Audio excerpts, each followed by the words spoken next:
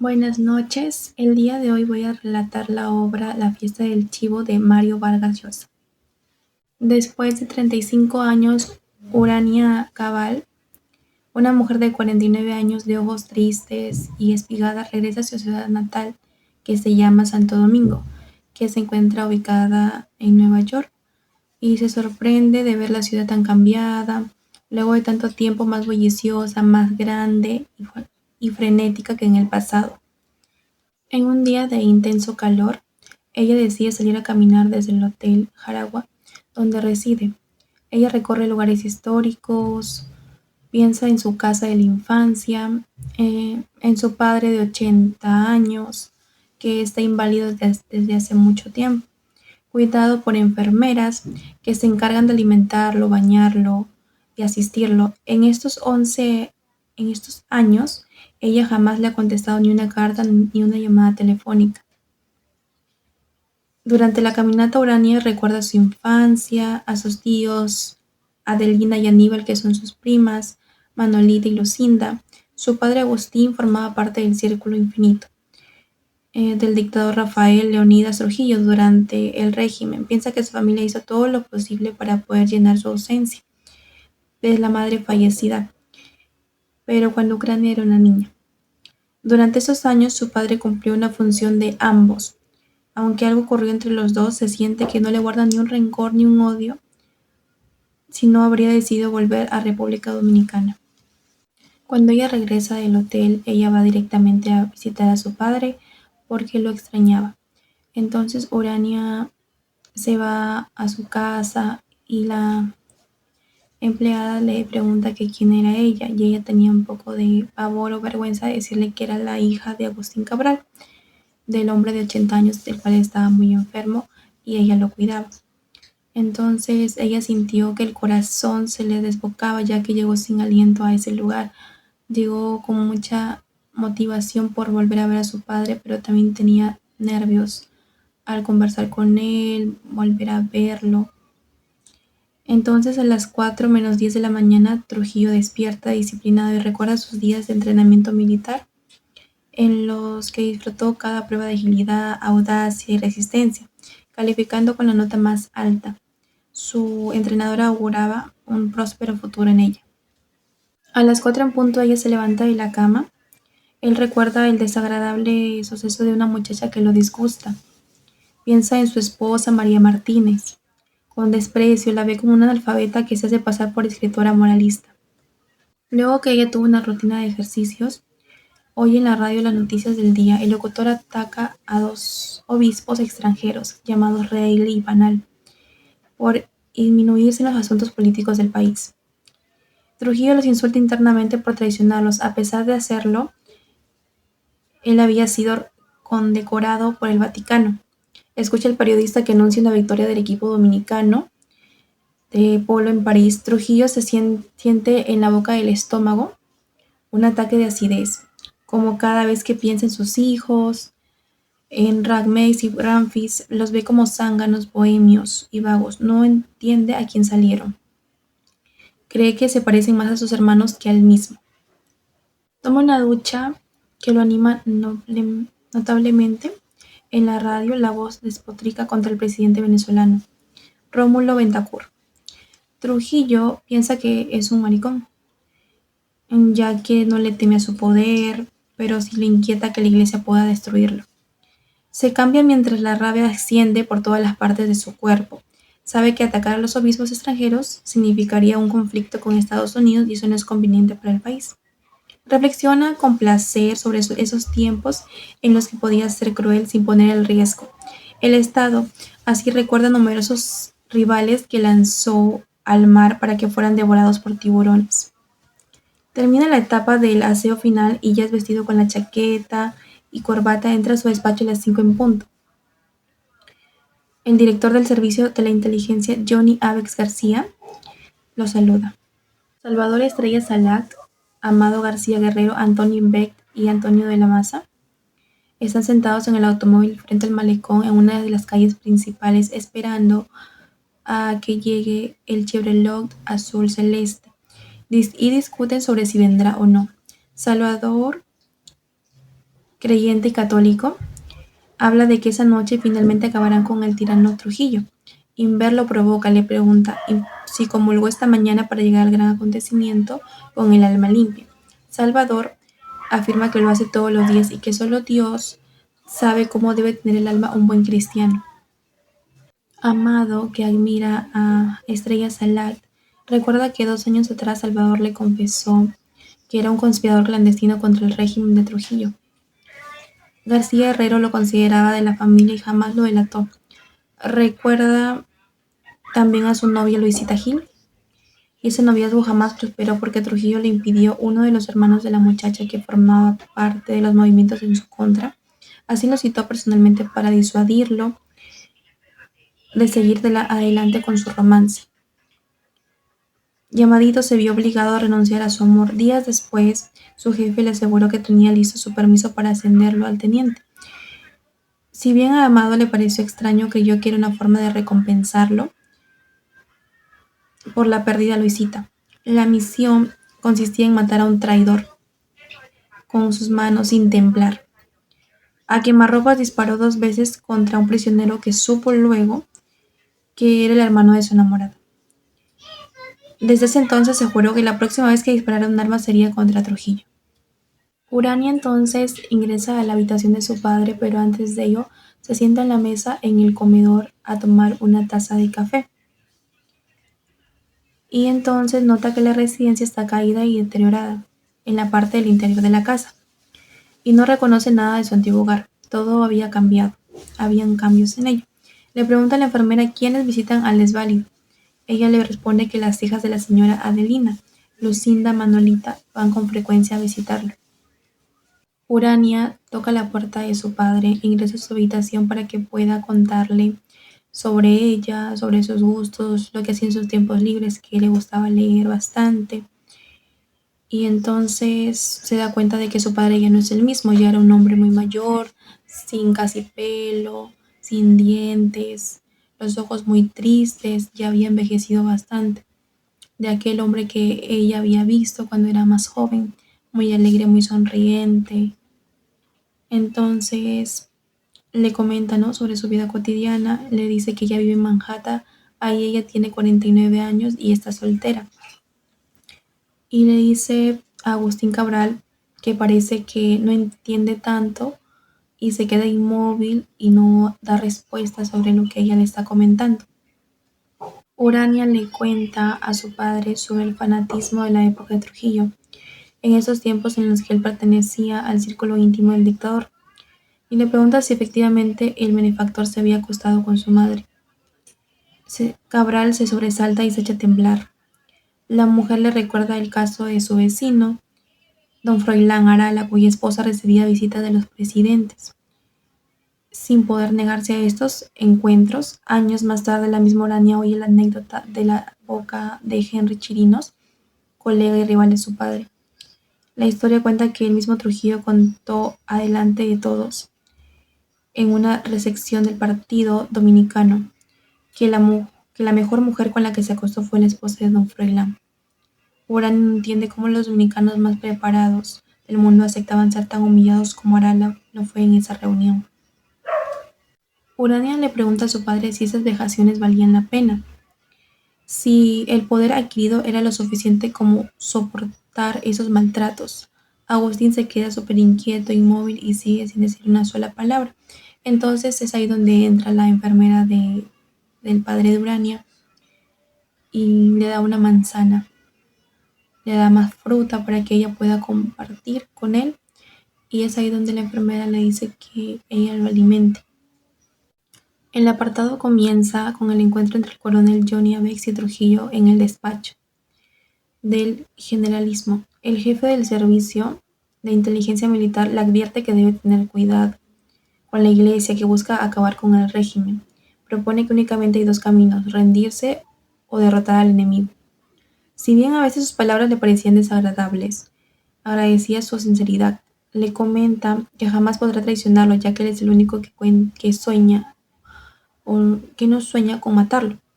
Trujillo recuerda los rumores sobre Abex, que dicen que era cruel desde niño, capaz de reventarle los ojos con un alfiler a las gallinas.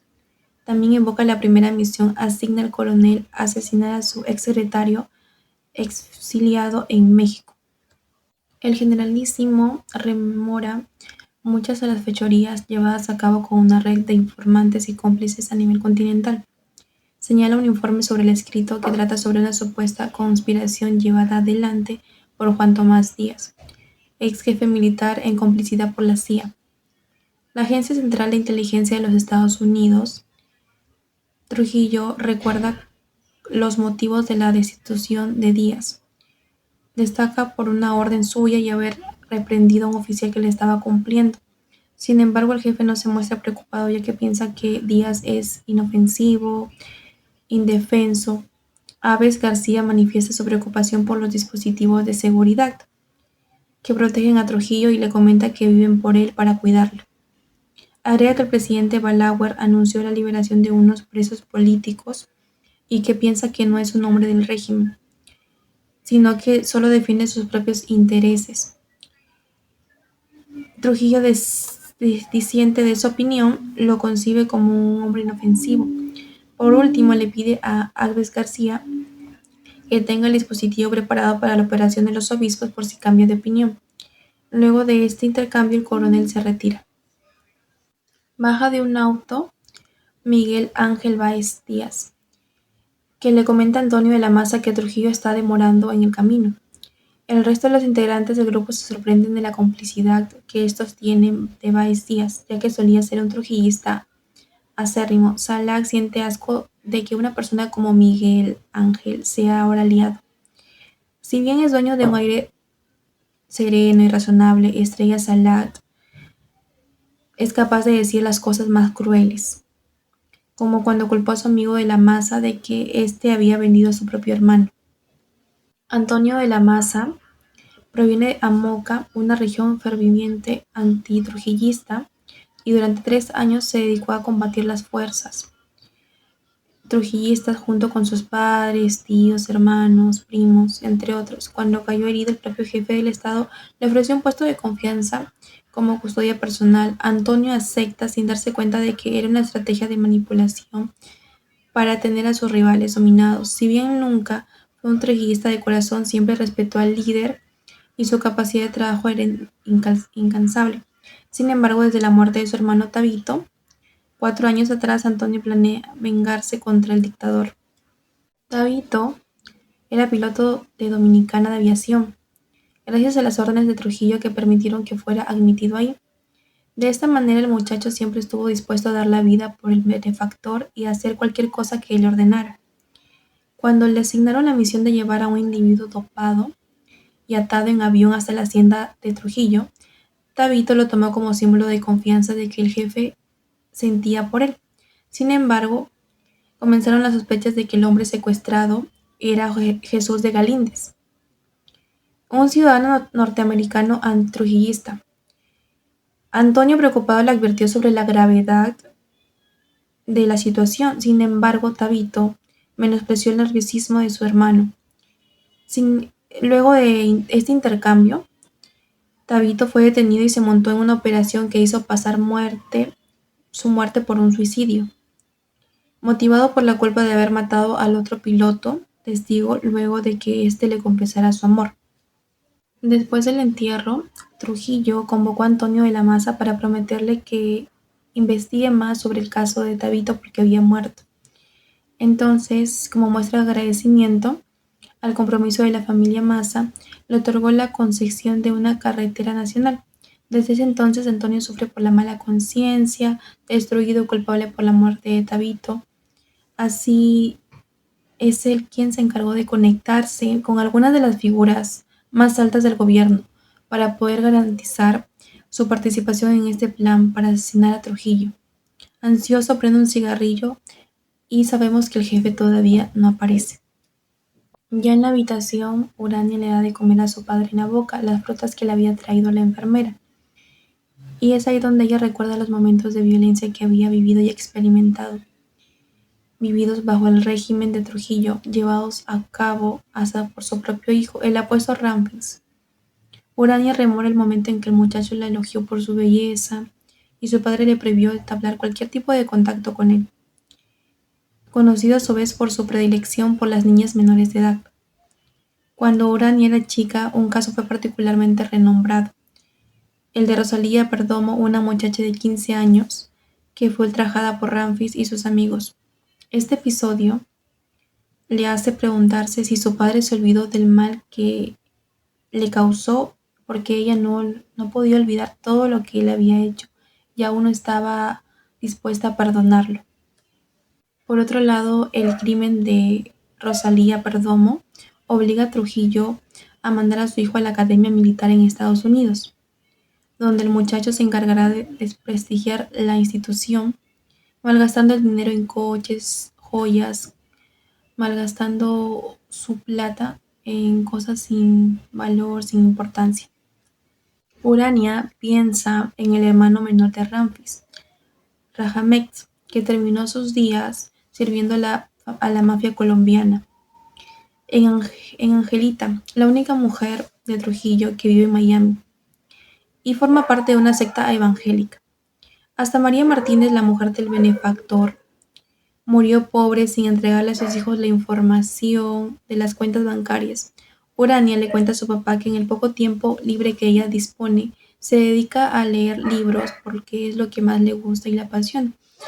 Y lee libros dominicanos, que son parte de sus raíces. Entonces, aunque a pesar de hace 30 años ella no ha pisado el país natal de ella siempre está predispuesta a informarse más, leer libros respecto a ello. En ese momento suena el timbre de la casa. Henry Chirinos, el constitucionalista beodo, aparece en el despacho de Trujillo, dispuesto a hablar de las sanciones impuestas por la Organización de los Estados Americanos contra el país que se estaban dando. El personaje es desagradable y repugnante, pero el generalismo lo considera como uno de los hombres más fieles y preparados. Abogado de profesión, se encarga de que los negocios de la familia Trujillo, preocupado por el estado de las finanzas, le comenta al jefe que es imprescindible que levanten las sanciones en su contra y le propone reducir el personal de sus empresas, que emplean el 60% de la población. Trujillo, cansado, le responde que esos puestos de trabajo no existirían si no fuera por su familia. Además, le explica que nadie se atrevería a robarle porque sabe que el servicio de inteligencia militar actuaría en concordancia con esos actos de manera brutal.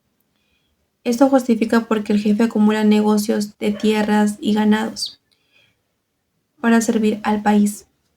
Sin embargo, no todos los Trujillo mantienen esta opinión. Su propia esposa se encargó de transferir dinero a cuentas del exterior. Esto enfurece mucho al benefactor, ya que lo entiende como un complot a sus espaldas. Chirinos tiembla al decirle que también su propio hijo Ramfis pasa por encima de sus propias órdenes, ya que dispuso enviar dinero a otras cuentas en París. Trujillo intenta mantener la calma, pero ve que su familia los ve como unos inútiles, inservibles, que no hacen nada bueno. Entonces son incapaces de mantener su obra, dedicados únicamente a malgastar el dinero. El último tema de conversación gira alrededor del dinero destinado a los políticos y congresistas estadounidenses, dedicados a defender el régimen. Trujillo se siente decepcionado por haber sido generoso con ellos y que ahora los acosen con bloqueos y multas. Comparte con Chirinos su preocupación sobre el enojo de los obispos. El senador le sugiere calmar el conflicto porque sabe que la iglesia es un enemigo muy poderoso. De pronto, acecha a Trujillo un recuerdo desagradable, un encuentro incómodo con una muchacha en su residencia de vacaciones. Disimulando su turbación, retoma la charla con el senador y en plena conversación nota que se acaba de orinar encima.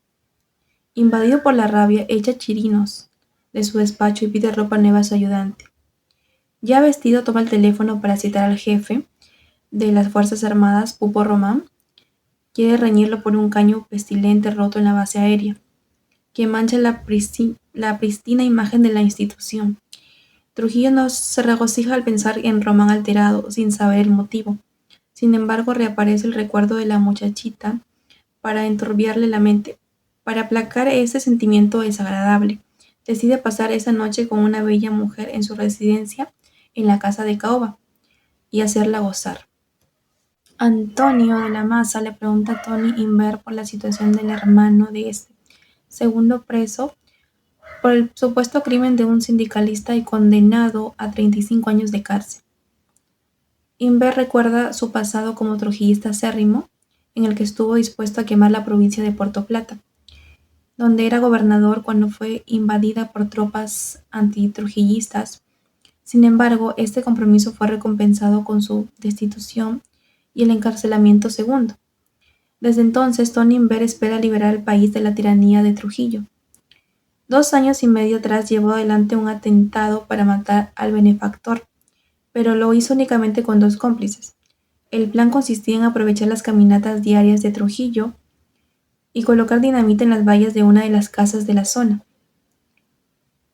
Todo estaba planeado y organizado a la perfección, pero un día antes, el 14 de junio de 1959, guerrilleros antitrujillistas provenientes de Cuba atacaron al régimen. Si bien este ataque fue brutalmente reprimido, nadie nombró a Tony Inver como un potencial conspirador y pasó desapercibido. Desde el desembarco de 14 de junio, las redadas masivas en el país condujeron a numerosos crímenes y secuestros. Tony recuerda especialmente el caso de las 3 hermanas Mirabal, ya que eran reconocidas suyas. Las muchachas dirigentes de una agrupación antitrujillista fueron asesinadas en un supuesto accidente automovilístico.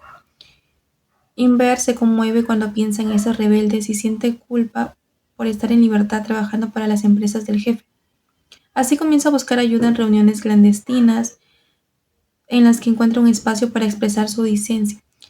Tony interrumpe sus pensamientos para preguntar si efectivamente el general Román era de confiar, ya que está casado con una sobrina del jefe. De la Maza le confirma que odia a Trujillo más que a ningún otro. Tony piensa en lo siniestro del régimen del benefactor, que ha sido capaz de crear un sistema político en el que todos participan como cómplices. Sabe que era para devolver la libertad a los dominicanos, ya que solo hay un camino: matar a Trujillo. Todos estaban de acuerdo con matar a Trujillo, ese era su punto de vista de ellos. Ya estando en la casa de los Cabral aparece Lucinda, la prima de Urania. Las dos mujeres se abrazan en son de paz, de cariño y amabilidad. Lucinda le recrimina haber desaparecido durante esos 35 años, sin jamás haber respondido ni una de sus postales o cartas que ella le enviaba, para saber si estaba bien. Entonces le comenta que Agustín sufrió mucho su ausencia. Si bien Urania le dice que las extrañó mucho, sabe que internamente ella huyó para olvidarse de todo, para poder tener una nueva vida, porque había pasado por mucho sufrimiento. Entonces ella quería tener una vida diferente en otro país. Lucinda le comenta que poquito tiempo después de su partida murió Trujillo. Con su desaparición echaron de la empresa a su padre, quien estuvo en el ojo de la tormenta con juicios y acusaciones. Finalmente no pudieron probarle nada. Las primas conversan sobre su vida. Lucinda le comenta que está casada y tiene 2 hijas. Le pregunta a Urania por sus secretos y vicios. Ella miente, dice tener un amante, un hombre mayor. Ella recuerda años atrás, sus años con Adrián, Massachusetts, antes de ingresar a Harvard. Vivía abocada al estudio, pero vivía al fin algo que nunca pensó que iba a lograr. Interrumpe sus pensamientos para preguntarle a su prima si es cierto que su padre fue preso por decisión de Johnny Avex, luego de la muerte de Trujillo. Lucinda afirma que así fue, aunque finalmente se probó que no estaba involucrado en ese complot que asesinó al benefactor. Urania burlona comenta que le parece una injusticia que hayan tratado así al servicio más leal de Trujillo, dispuesto a hacer todo tipo de monstruosidades por el jefe. Asombrada frente a los comentarios de su prima Lucinda, defiende a su tío Agustín diciendo que fue un servidor de buena fe, incapaz de aprovecharse o de extraer beneficios personales. Urania le responde que la caída en desgracia de su padre ha sido peor para él que la muerte de un ser querido. Incomoda Incómoda, Lucinda se va, pero la invita a cenar a su madre y a su hermana. Luego del encuentro con su prima, Urania sube a despedirse de su padre. Le comenta sobre su fama de mujer fría, en especial con los hombres. Le pregunta a Agustín sobre las mujeres y el sexo, especialmente luego de la muerte de su madre. El hombre empalidece, cierra los ojos y finge dormir. Urania se acuesta en la cama abatida por el cansancio y se duerme. Trujillo le ofrece un almuerzo en honor a Simon Hickman, su entrenador militar en Estados Unidos, luego de haberlo condecorado en la Orden del Mérito Juan Pablo Duarte. Entre los asistentes se encuentran algunos de los hombres más cercanos del régimen. Hickman le pregunta al benefactor por el momento más difícil de su trayectoria política. Sin dudarlo, Trujillo le responde que fue el día en que decidió expulsar y eliminar a la población haitiana de la República Dominicana 24 años atrás. El jefe evoca las reuniones con Henry Chirinos y Agustín Cabral, en las que debatieron sobre la situación del país en la relación con los haitianos, ya que esas culturas y creencias estaban desplazando a la idiosincrasia dominicana. Esa mano obra de barata reemplaza a la población local y era acusada de robarle el trabajo. Sin embargo, la gota que colmó el vaso fue la invasión de una banda de facineros haitianos, que asesinaron a 3 hombres. A partir de este hecho, Trujillo mandó a exterminar a toda persona de nacionalidad haitiana que se hallara de manera igual e ilegal en el territorio. A cambio, el gobierno le ofreció una compensación simbólica por las muertes, que jamás llegó a las familias perjudicadas. En los recuerdos de Trujillo vuelve a aparecer la escena frustrante con esa muchachita que lo atormenta. Hickman interrumpe sus emociones para preguntarle por la ausencia de Agustín Cabral. Glacial, el jefe le responde que ya no es senador y que para el régimen dejó de existir. La tensión en el ambiente que disipa cuando Trujillo le pregunta a su entrenador sobre la derrota de su país en la bahía de los Cochinos, Simón responde, aliviado, que este fracaso aleja del peligro de que Estados Unidos envíe a marines a la República Dominicana. Ya en el almuerzo, brindan por Simón y su mujer, Dorothy, y por el valor de Trujillo como líder del país. La conversación torna alrededor de los conflictos con el obispo Riley, que se preocupan a la población católica. Estados Unidos, el jefe no le da importancia, está seguro de que todo se va a arreglar. Trujillo estaba muy irritado por todo lo que estaba sucediendo y reflexiona sobre los motivos por los que Simón Hickman preguntó por la ausencia de Agustín Cabral. Se regocija al pensar que la caída de la desgracia de Cerebrito es nada más que una prueba de disciplinamiento para demostrarle que sin el régimen no es nada. En ese momento le parece sentir que se está orinando encima. Sin embargo, cuando vuelve a ver, está seco. Fue una falsa impresión. Para celebrar este logro se promete tener intimidad en la casa de caoba con una bella mujer como hace 20 años.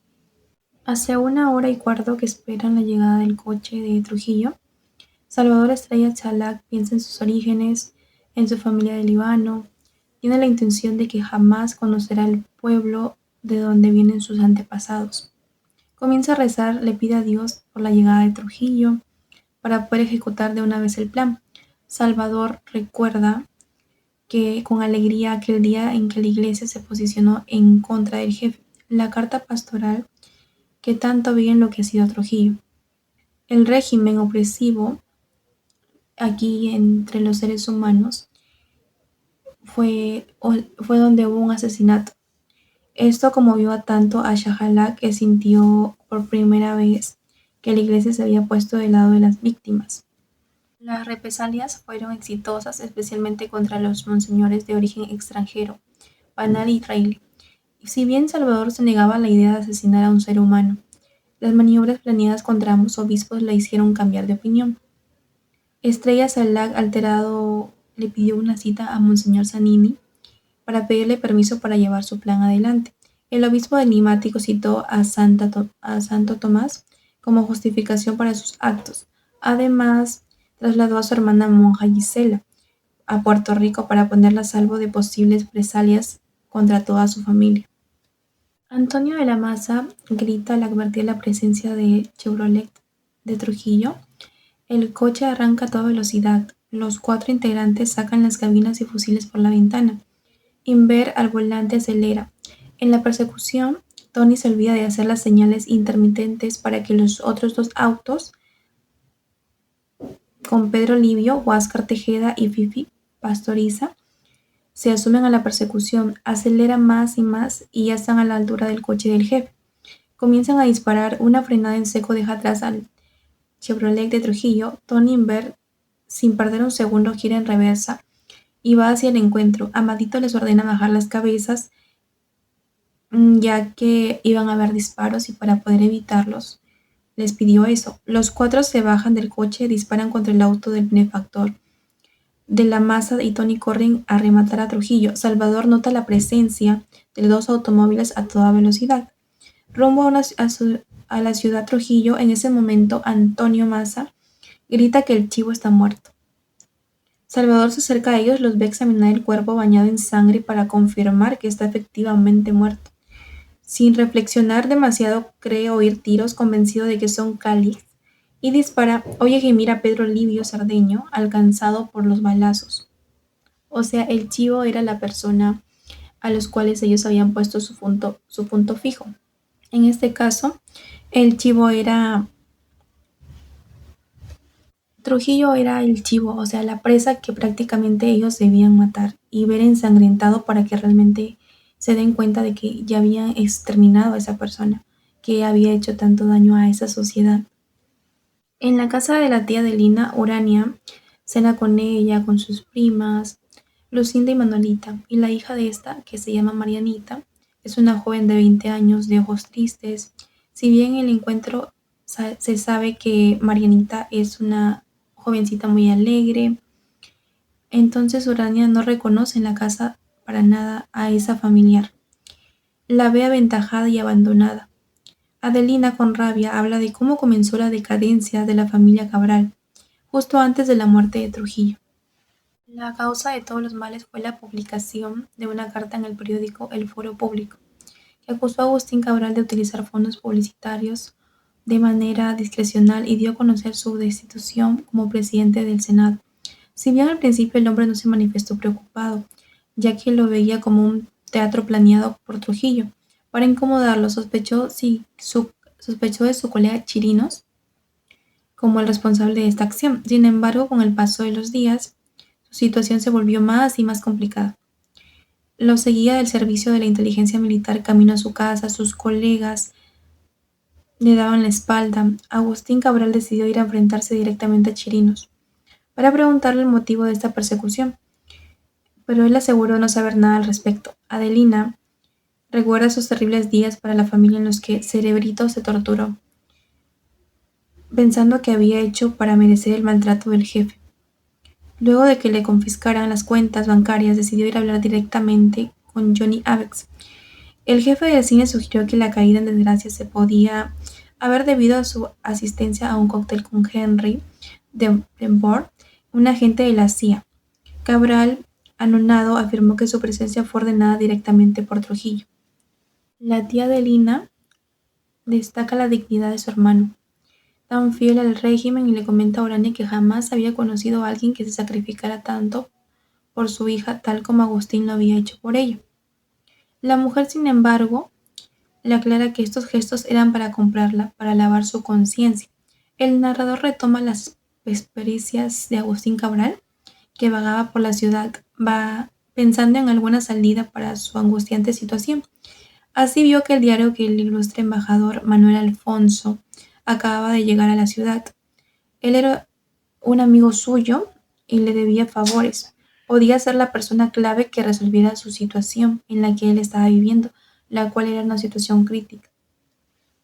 Luego del almuerzo en honor a Simón Hickney, el benefactor se encuentra en su despacho con el presidente Joaquín Balaguer. Trujillo se queja de que alguien permitió sin su consentimiento la huida de Urania Cabral, la hija de Cerebrito. Al exterior está seguro de que alguien escondió el papel escrito, por miedo a que pudiera negarle el permiso. Para cambiar el foco de la conversación, Trujillo le pregunta a Balaguer por la situación con el obispo Reilly. El presidente está convencido de que amedrentarlo no es una situación beneficiosa. sino que traerá consecuencias nefastas para la nación. El jefe piensa en Balaguer, al que ve como un ser sin ambiciones, sin vicios, casi inhumano. Le parece un misterio inescrutable, no sabe si posee una vida secreta o si es realmente un hombre sin debilidades. Trujillo le recuerda un discurso escrito hace 7 años atrás, en el que el presidente describía al jefe como un instrumento de Dios en la tierra. Le aclara que si bien detesta a los intelectuales, ya que los considera unos traidores, recuerda a su prosa con lujos de detalles. Trujillo le pregunta si cree en Dios. Balaguer afirma que en el mundo no hay alternativa a creer y que la religión es en República Dominicana, tan importante como la lengua española. El jefe sabe que en situaciones de vida o muerte siempre tuvo que confiar en su criterio. Él recuerda el caso del doctor que le diagnosticó cáncer en la próstata y lo terminó asesinando porque decía que exageraba mucho y que era un mentiroso. Antes de irse, Trujillo le exige a Balaguer que firme la resolución de ascenso del teniente Peña Rivera. El presidente le expone los argumentos por los que se opone. Es considerado el responsable político del asesinato de las hermanas Mirabal y su promoción escandalizarían la opinión extranjera. Implacable, Trujillo le recuerda que gobernar implica también situaciones ingratas y que le corresponde firmar el papel. Balaguer ataca la orden. Por último, el benefactor le pregunta por los chismes sobre una conspiración alentados por Henry Dembord y Juan Tomás Díaz. Una vez más, Balaguer le repite que todo rumor subversivo es denunciado como siempre. A Johnny Avex, Trujillo sale al despacho sin despedirse de ellos. Impacientes, Huáscar Tejeda y Pedro Livio Cerdeño esperan a las luces del coche que anuncian la llegada de Trujillo. Ven pasar a toda velocidad el auto de Antonio de la Maza y aceleran en esa dirección. Oyen varias ráfagas de tiros. Ya a menos de 10 metros del Chevrolet de Trujillo, Huáscar frena de golpe y Pedro Livio sale disparado a la carretera. Da 3 pasos y siente una quemadura en el abdomen y grita que no tiren más, que sin ellos, que son ellos. Tiene una bala en el estómago. Desde el suelo percibe a sus compañeros meter el cuerpo de Trujillo en el auto de Antonio para llevárselo a Pupo Román. Pedro Livio se siente débil, pero entre los demás lo suben al auto en dirección a la casa de Juan Tomás Díaz. A pesar de todo, se siente contento. Con Trujillo muerto, han vengado a las hermanas Mirabal. Cuando piensa que se muere, que se olvidaron de él, aparece un doctor que ordenara enviar a Cerdeño a una clínica. Al llegar, los médicos lo examinan, lo medican y se comunican con su familia para avisarle sobre su estado. Cuando ven a su mujer, no pueden reprimir su felicidad. Grita que mataron a Trujillo. De repente, se abre la puerta. Johnny Aves y su séquito entran al hospital. El jefe de SIN interroga a Pedro Livio, le pregunta sobre el origen de sus heridas. Sobreexcitado, Cerdeño le ofrece los nombres de los integrantes. Habla de Antonio Inver y de la Maza y la complicidad de Pupo Román y hasta de Balaguer, que ha aceptado ser parte de la transición una vez. Muerto, Trujillo, Avex, anonado, lo tortura para obligarlo a confesar más nombres. Uno de sus informantes le confirma la presencia de una pieza dental, posiblemente del jefe, y un auto abandonado. En la escena del crimen, el jefe del SIN manda a detener al obispo Reilly, seguro de la complicidad de la iglesia en este complot. Atormentado, pero Pedro Livio comienza a sospechar que las cosas no resultaron como él había planeado. No entiende por qué Avex aún da órdenes. Sin embargo, el interrogatorio termina cuando Cerdeño entra en coma. Urania le cuenta a su tía Adelina y a sus primas sobre Manuel Alfonso. Él era el único amigo que intentaba siempre ayudar a su padre de Urania. Cuando éste cayó en desgracia, él estaba ahí. Estaba en sus buenos momentos y también en sus malos. Alfonso era embajador en Washington, elegante y buen mozo, muy cercano a Trujillo. Como le debía favores a Agustín Cabral, se comprometió a hablar con el jefe para ayudarlo a aclarar su situación. Luego de este encuentro, Alfonso volvió a la residencia Cabral. Allí le explicó a Cerebrito que la situación estaba difícil. ya que Trujillo notaba que el vínculo entre ellos se había enfriado y que el rendimiento de Cabral no era el de siempre. Agustín, sorprendido, aceptó esta crítica, afirmando que toda su vida lo vivió dedicada al benefactor y que tal vez sin darse cuenta lo había decepcionado. Para poder recompensar esto, el vínculo entre ambos, Manuel Alfonso le propuso ofrecerle al joven Urania Cabral, de 14 años, Trujillo como prueba de cariño y lealtad. Agustín balbuceó diciendo que Urania era solo una niña. Alfonso le sugirió prepararla para este encuentro que aseguraría un futuro maravilloso para la familia Cabral. Al día siguiente, Agustín Cabral ya había decidido y le dijo a Urania que había una fiesta en la casa del generalísimo a la que ella estaba invitada y que debía ir. La mujer recuerda lo culpable que sentía su padre, que se enredaba con sus mentiras y bajaba la cabeza. Avergonzado, su prima Manolita le pregunta si no se daba cuenta de lo que significaba en realidad esa fiesta. Urania era una niña inocente, incapaz de notar la verdadera intención de su padre. Para no decepcionar al jefe, ella y su padre decidieron ir a la fiesta, pero quedarse solo hasta que la gente comenzara a irse. Luego de la partida de Pedro Livio hacia la clínica, Inver, Salah y Amadito deciden ir en busca de un médico para que les vea las heridas del tiroteo, mientras el resto del grupo buscaba a Popo Román para mostrarle el cuerpo de Trujillo. Mientras que Estrella Salak va alerta a su mujer y a sus hijos, Inver y Amadito se dirigen a la casa del doctor Duan Barreras, que los desinfecta, cura y les ofrece ir a la finca de un conocido para esconderse de los servicios de la inteligencia. Amadito acepta y pasa 3 días absolutamente aislado. Su retrato está en todos los periódicos junto con el de otros 6 participantes del asesinato. Pedro Livio los denunció y las represalias contra todo sospechado de antitrujillistas son implacables. Luego de esos días de soledad, Amadito decide esconderse en la casa de su tía Meca. A las pocas horas varios individuos golpean la puerta y afirman que García Herrero se encuentra ahí adentro. Amadito abre la puerta con una mano mientras con la otra dispara y mata y hiere a 3 agentes de inteligencia. Sin embargo, muere aniquilado y colocan su cadáver en el techo de uno de los coches para ser exhibido triunfalmente a la vista de todos los transeúntes. Mientras tanto, su tía Meca es secuestrada y llevada a los locales del Servicio de Inteligencia Militar.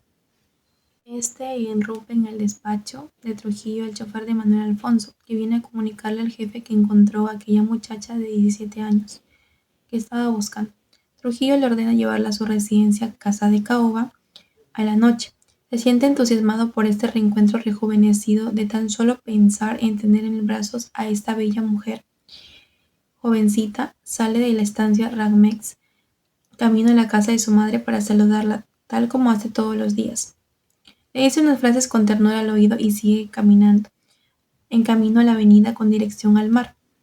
A su derecha se encuentran los funcionarios de su confianza. Llama a Modesto Díaz, hermano de Juan Tomás, para interrogarlo sobre el presunto complot en el que está metido y especialmente para saber qué hacer con el conflicto con los curas. Modesto le comenta que el enemigo principal no es la iglesia, sino Estados Unidos.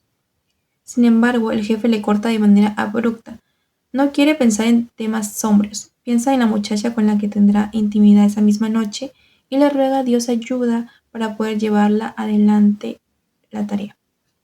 Ya cerca del mar, Trujillo llama a Beis Díaz y le pregunta sobre Juan Tomás Díaz. El jefe del CIN le comenta que no hay novedades. Estuvo en su finca con Antonio de la Maza, sin mayores inconvenientes. El benefactor sospecha sobre un encuentro entre Díaz y el presidente Balaguer. Teme que estén complotando en su contra. Sin embargo, Agües afirma que no hay nadie que le permita llegar a esa conclusión. Luego de discutir sobre este tema, Trujillo lo increpa por haber permitido salir del país a la hija de Agustín Cabral. Quiere saber quién escondió ese permiso en su despacho. Su interlocutor se disculpa y se compromete a resolver inmediatamente ese caso. Trujillo continúa caminando, el ejercicio le sienta bien, llama a Chirinos y le pregunta si Rafis arregló su conflicto con el dinero del banco inglés. El senador asegura que el muchacho lo hará a la brevedad. El jefe termina su caminata, se despide de sus acompañantes y le indica al general José René Román que se sube al coche. Dentro Trujillo le reprocha severamente ser un oficial mediocre e inútil y haber descuidado la apariencia de la base aérea de San Isidro. Pupo oye estos insultos y recriminaciones causados por una cañería rota que largaba pestilencias en la institución. El jefe le advierte que debe castigar a todos los responsables y lo amenaza con resolver el problema a brevedad. Abandonado a Pupo, Román en el lodazal se dirige de regreso a la estancia Rajamex. Para asearse, desesperado, Trujillo descubre una mancha de orina en su pantalón. Lo toma como un mal presagio respecto a su inminente encuentro nocturno. Luego de cambiarse, le pide a su chofer dirigirse a la casa de Moni, una mujer con la que quiere tener intimidad. Al llegar al hogar, la nota nerviosa, evasiva, hasta que le comenta que tiene el periodo. Decepcionado, Trujillo se retira. En el coche, rumbo a casa de Caoba, un auto les toca la bocina. Alerta al jefe e intenta alcanzar el revólver que lleva en el asiento, pero no puede. Un proyectil le arranca parte del hombro y del brazo izquierdo. La búsqueda de Pupo Román es inútil, no logran encontrarlo por ningún lado. Desesperanzados, Antonio de la Maza y Sajalac Juan Tomás Díaz, su hermano Modesto y Luis Amiama, deciden esconderse en la casa de un conocido totalmente apolítico. Al día siguiente, el doctor Vélez Santana sale en busca de noticias. Cuando regresa les confirma que no hay ningún levantamiento militar en pie. Por el contrario, se vierte una movilización de patrullas de los servicios de inteligencia militar. El país está repleto de redadas contra los antitrujillistas. Hasta la familia de Antonio de la Maza fue arrestada. Comienzan a pelearse entre ellos acusándose de haberse involucrado en una conspiración absurda y disparatada. Ya siendo el tercer día, sus nombres y sus fotos están por todos los periódicos del país. Deciden salir de la casa para no comprometer más a la familia que los ha apoyado y los ha hospedado allí. A la mañana siguiente se separan. Estrella Sajalac se va solo y Díaz de la Maza camina sin saber qué hacer. Suben a un taxi sin rumbo hasta que a Antonio se le ocurre ir a ver a un abogado antitrujillista para pedirle prestado un automóvil y huir. El hombre, espantado, los echa. Deciden regresar al taxi para ir al Parque Independencia. Detrás suyo, los coches de los servicios de inteligencia los persiguen. De la Maza y Díaz saltan al auto con el revólver en la mano, mientras oyen las voces que los obligan a rendirse. Ambos comienzan a disparar. Díaz cae muerto primero. Antonio se niega a morir, pero es inevitable. Desde el suelo se ve la cara de su hermano Tabito. Luego del reto de Trujillo, Román se queda abandonado en el lodazal, temblando de pies a cabeza. Si bien hace tiempo ya el jefe se encarniza con él, nunca había recibido tantas ofensas como ese día.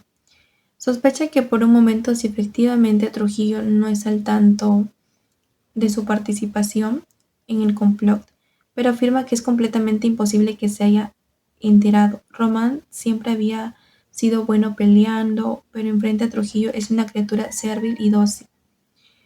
Por eso 5 meses atrás le respondió a Luis Amiama que la única forma de sacar al jefe del poder era matarlo.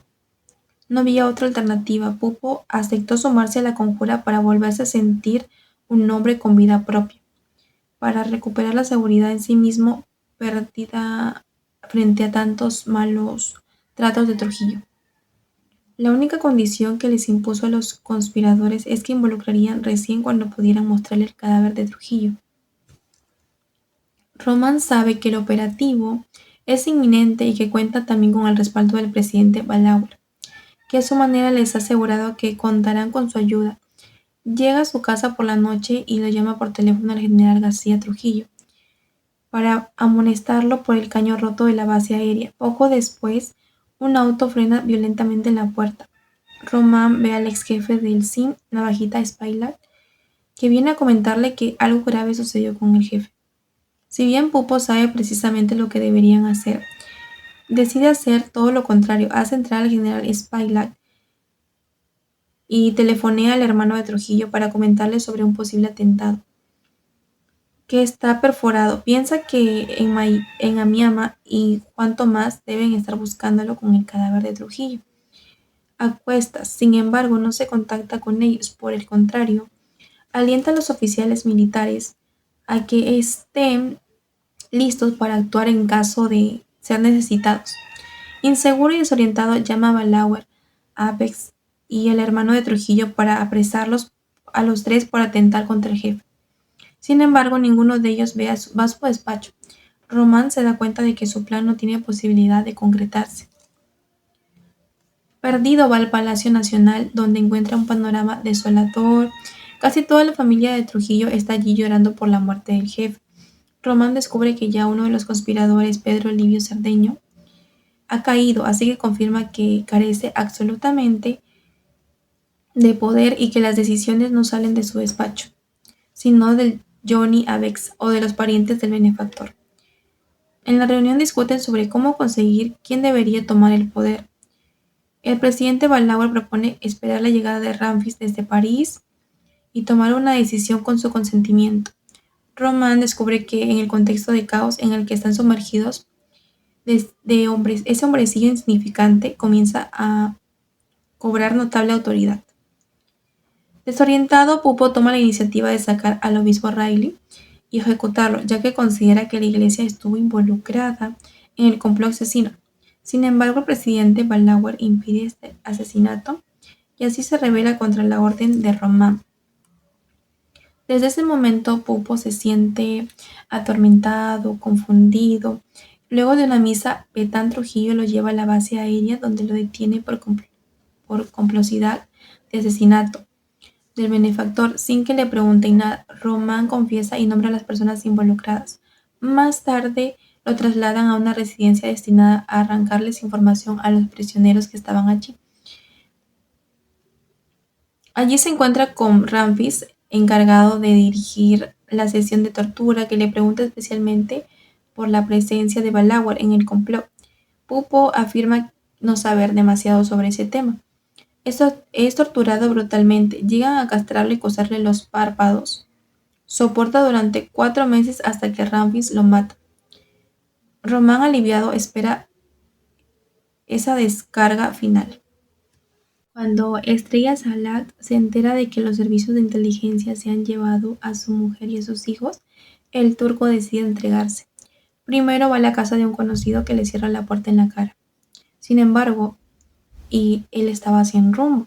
Le pide al chofer del taxi que lo lleve a una iglesia para confesarle. Sin embargo, lo detienen antes. Sin ofrecer resistencia, el turco se rinde, lo llevan a una de las cárceles para torturarlo. Allí, Johnny Avex y Ramfis Trujillo le aplicaron corrientes eléctricas para obligarlo a confesar. Al lado suyo, su hermano Guarionex, trujillista acérrimo, también es torturado e interrogado. A pesar de desconocer absolutamente el plan que llevaba adelante Salvador, hasta su padre, el general Piro Estrella, lo repudia por haber matado al jefe. Sin embargo, el turco sigue adelante, encuentra en la religión una tranquilidad que le permite a él sobrellevar ese momento tan terrible que había experimentado. Un día meten a su celda a Fifi Pastoriza, Huáscar Tejeda, Pedro Livio Cerdeño y a un sobrino de Antonio de la Maza. Así Salvador se entera de que Antonio de la Maza, Amadito y Juan Tomás Díaz han muerto peleando, pero que Inver y Luis Amiama están prófugos. Si bien todos comparten el resentimiento contra el traidor de Pupo Román, ninguno se alegra cuando se enteran el estado en el que terminó sus días. El 9 de octubre, Ramfis obliga a Salvador a leer una carta publicada por su padre en el periódico El Caribe. En ella, el general Piro Estrella explica que su hijo es un traidor y agradece a Ramfis por haberle regalado dinero para mantenerse. Pocos días después trasladan a los presos a otra cárcel, donde pueden ver a sus familias. La esperanza en ellos renace luego de escuchar un discurso de Balaguer que condena la dictadura de Trujillo. Aunque los planes no han salido como lo esperaban, saben que sin la muerte del dictador ningún cambio sería posible. Unos días después los trasladan con la excusa de reconstruir el crimen de Trujillo. Aunque algunos están esperanzados por posibilidad, Estrella Salak y Modesto Díaz están convencidos de que es una farsa. El procedimiento dura horas y en el camino de regreso a la prisión, la camioneta se deteriora en el patio de una casa. Al bajar los tres guardias encargados de los conspiradores, el director de la cárcel los fusila para simular que fueron asesinados por los presos. Luego de este cruento episodio, Ramfis y sus aliados matan uno por uno a los magnicidas. El último, Estrella Salak, le agradece a Dios su presencia en estos momentos. De madrugada, Balaguer atiende el teléfono, presiente que algo grave ha ocurrido, o sea que el complot probablemente haya tenido éxito. Del otro lado, oye la voz de Pupo Román convocándolo a una reunión de cuartel. Sin dudarlo, le responde que como presidente no debe ir, sino al Palacio Nacional. Sin esperar contestación, corta la llamada. Al llegar, ve a la familia Trujillo desesperada, sin rumbo, intenta consolarla y le asegura que nada malo va a pasar. Acto seguido recibe la visita de tres funcionarios que le avisan que al monseñor Reilly ha sido violentado y capturado. Se compromete a liberarlo y a llevarlo a su despacho. Cuando regresa a la sala están los Trujillo. Oye a Johnny a Beck decir que Balaguer debe renunciar para que alguien de la familia se ocupe de la presidencia. Con modestia, el presidente sugiere esperar la llegada de Ramfis de París antes de tomar otra decisión. La viuda del benefactor adhiere a esta propuesta con preocupación.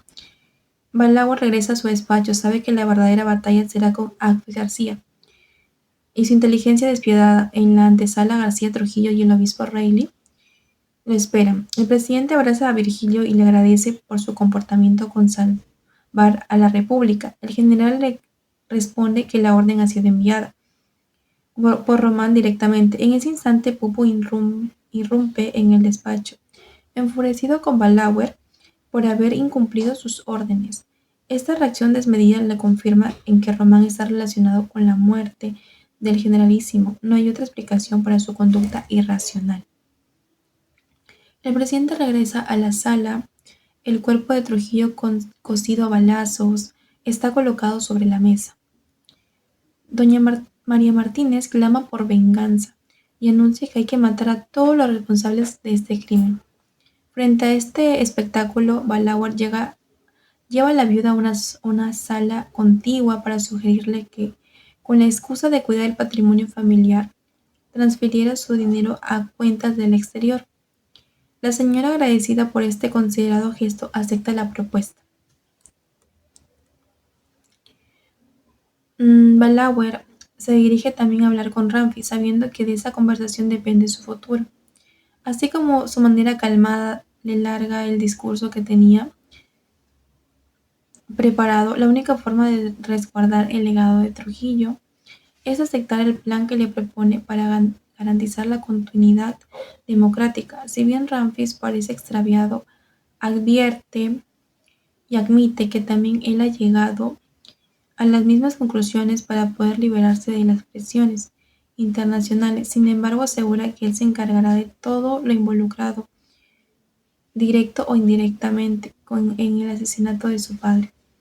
Balaguer le jura que no se interpondrá con su deseo de justicia. Al día siguiente, el presidente convoca a Johnny Aves para sugerirle un nombramiento diplomático a Japón. Displicente, el ex jefe, lo acepta. Para encabezar la transición democrática, Balaguer decide que el nuevo presidente parlamentario sea Henry Chirinos. Si bien él hubiera preferido a Cerebrito Cabral, entiende que rehabilitar a alguien caído en desgracia tan pronto podría entenderse como una provocación a Trujillato. Sin embargo, se encarga de descongelar sus cuentas bancarias y ofrecerle una pensión. El único problema es que el presidente no puede resolver de manera razonable para la prensa internacional. Es el tema de los derechos humanos. Luego de la muerte de Trujillo, el sentimiento de la sociedad va mutando.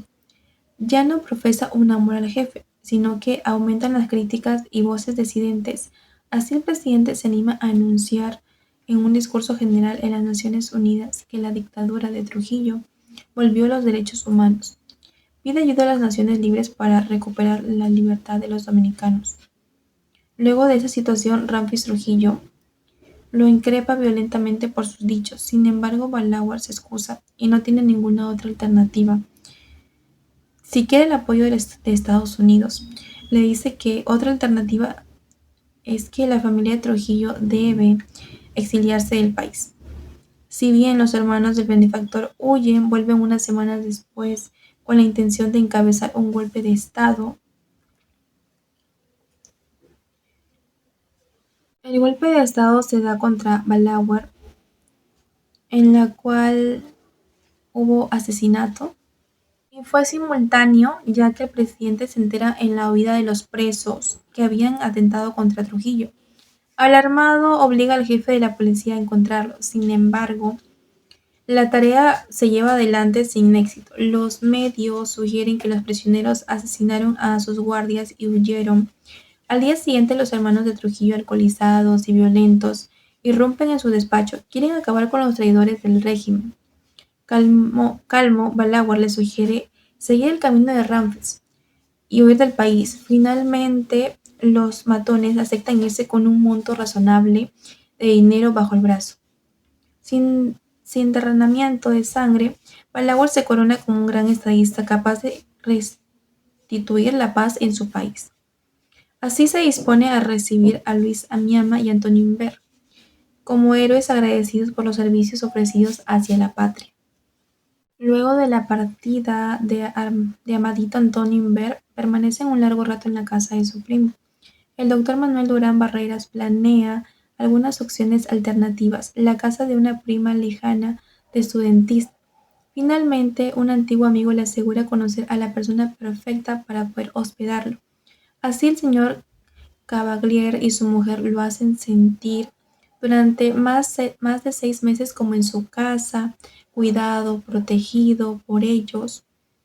En este largo encierro, Inver desarrolla una rutina rigurosa, ayuda con la limpieza doméstica, lee durante muchas horas, ve los noticiarios, así se entera del discurso de Balaguer en la ONU, y llora profusamente cuando ve el asesinato de sus compañeros por televisión. Sin embargo, tiene esperanza de que pronto podrá estar en libertad.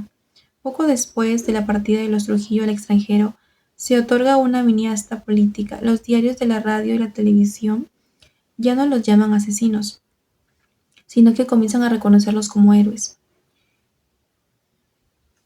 Inbeck, al regresar a su casa, se encuentra con su mujer y su hija y no las reconoce porque las ve muy enflaquecidas, y es producto de todo lo que estaban pasando. Estaban prácticamente escasos en economía, no tenían un sustento para que ellas puedan alimentarse y puedan encontrarse en buenas condiciones. Con el paso de los días, el hogar de los Inver se llena de parientes, amigos y desconocidos, que vienen a felicitar a Antonio por su hazaña y agradecerle por lo que él ha hecho. Entre los visitantes aparece un edecán militar para comunicarle que el presidente lo espera al día siguiente en el Palacio Nacional junto con Luis Amiamo. Además le informa que el senador Henry Chirinos acaba de presentar una ley para nombrar los generales del ejército dominicano por los servicios extraordinarios prestados a la nación.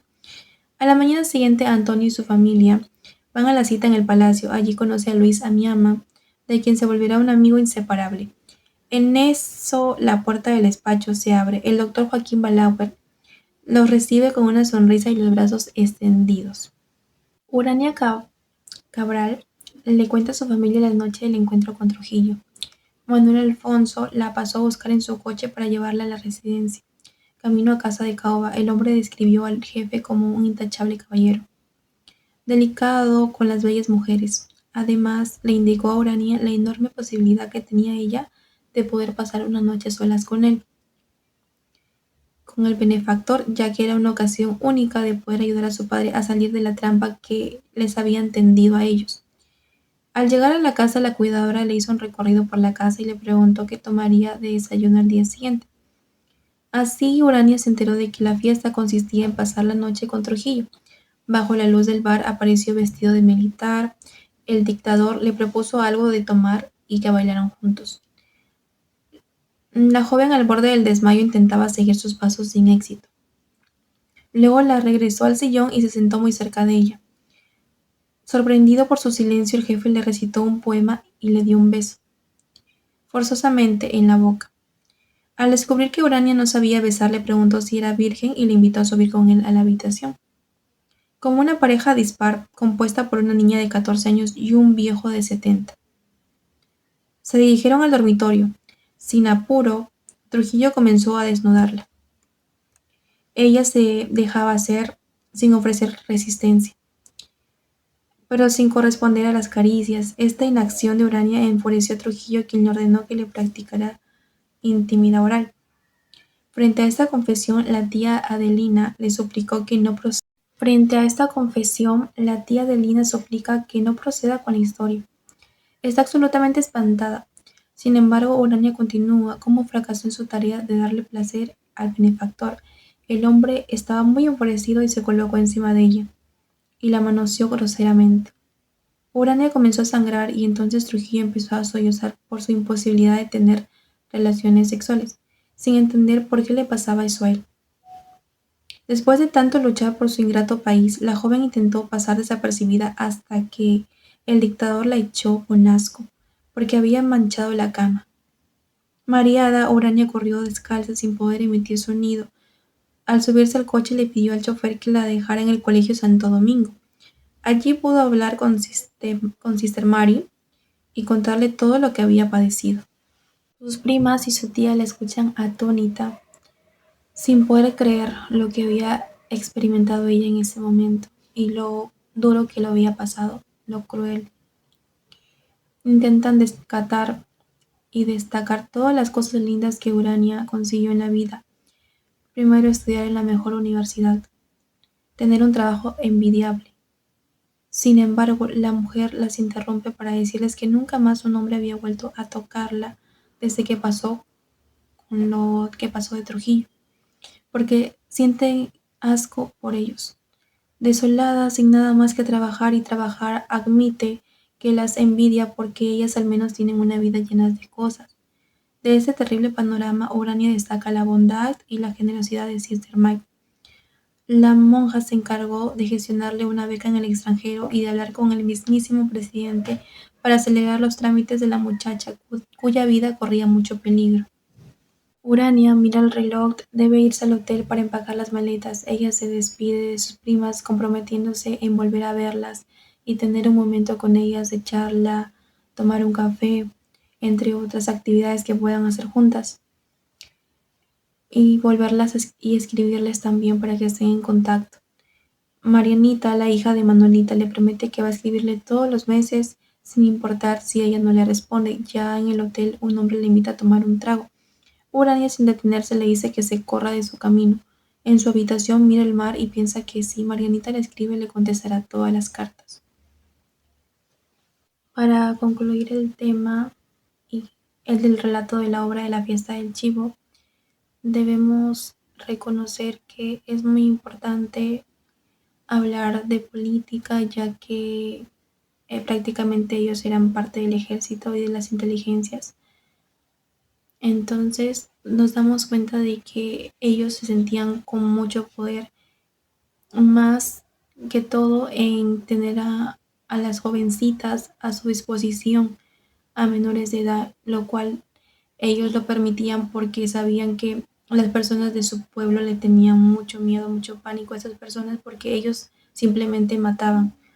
Y en eso que es muy lamentable que esta jovencita de 14 años, Urania, haya pasado eso con este hombre, ya que lo hizo para poder salvar a su familia de la economía, también de todo lo que se avecinaba, y ella hizo eso para que pueda sustentar a su familia. Entonces, su papá también actuó mal en esa parte, es por eso que ella tomó odio a él. Y espero que les haya gustado este relato de este video, de esta obra, y que puedan seguir viendo más videos como este. Eso ha sido todo por hoy. Muchas gracias.